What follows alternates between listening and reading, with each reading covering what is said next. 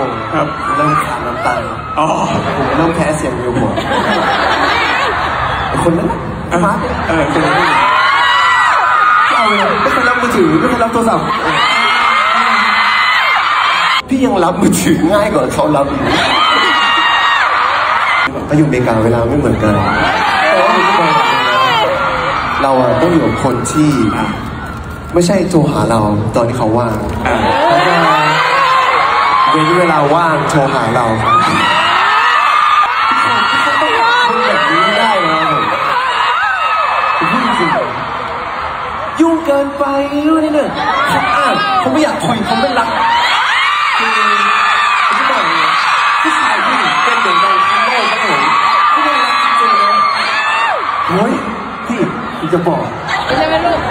ผู้ชายที่เป็นเหมือนกันชวนคุณลองกลับไปถามแต่ว่าคนที่คุณกำลังคุยอยู่ไม่รู้ปฏิกิริยาเขาแบบไหน